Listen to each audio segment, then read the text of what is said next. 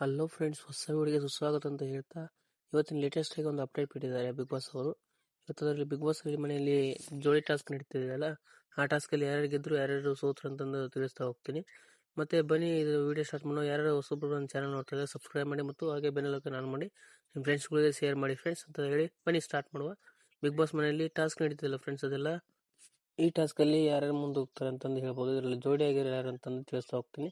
ಇಲ್ಲಿ ಯಾರು ಹಿಂದಿನ ವಿಡಿಯೋದಲ್ಲಿ ಹೇಳ್ದಂಗೆ ಜೋಡಿ ಯಾರಾಗಿದ್ದಾರೆ ಅಂತ ಹೇಳಿದ್ರೆ ರಾಶಿಕಾ ಸೂರಜ್ ಮತ್ತು ಗಿಲ್ಲಿ ಕಾವ್ಯ, ಅಶ್ವಿನಿ ಗೌಡ ಮತ್ತು ರಘು ಸರ್ ಅವರು.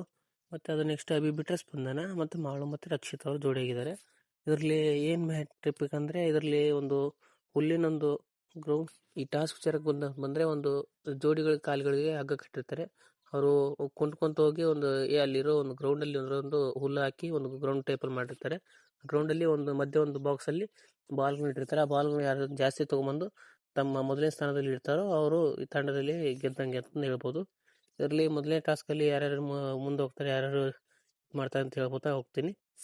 ಮತ್ತು ಈ ಟಾಸ್ಕಲ್ಲಿ ಇದು ಬಾಲ್ ಹಿಡ್ಕೊಂಡಿರ್ತಾರಲ್ಲ ಅವ್ರ ಹತ್ರ ಮತ್ತೆ ಕಸ್ಕೊಳ್ಬೋದು. ಮತ್ತು ಅವ್ರ ಹತ್ರ ಹೋದ್ಮೇಲೆ ಯಾರು ಮುಂದೆ ಹೋಗಿರ್ತಾರೋ ಅವ್ರ ಹತ್ರ ಮುಂಚೆನೇ ಬಾಲ್ ಎತ್ಕೋಬೋದು ಅಂತಂದು ರೂಲ್ಸ್ ಇದೆ ಇದರಲ್ಲಿ ಮೊದಲು ರಕ್ಷಿತಾ ಮತ್ತು ಮಾಳು ಅವರು ಬೇಗ ಹೋಗ್ತಾರೆ ಅಂತ ಹೇಳ್ಬೋದು. ಇದರಲ್ಲಿ ರಕ್ಷಿತಾ ಮತ್ತು ಮಾಳು ಅವರು ಮುಂದೆ ಹೋಗಿ ಅವ್ರಿಗೆ 2 ಬಾಲ್ ಸಿಗುತ್ತೆ. ಮತ್ತು ಗಿಲ್ಲಿ ಕಾವ್ಯ ಅವರಿಗೆ 1 ಬಾಲು ಮತ್ತು ರಾಶಿಕ್ ಅವ್ರಿಗೆ 1 ಬಾಲು, ಸ್ಪಂದನ ಮತ್ತು ಅಭಿ ಅವರಿಗೆ ಬಾಲ್ ಸಿಗಲ್ಲ ಅಂತ ಹೇಳ್ಬೋದು.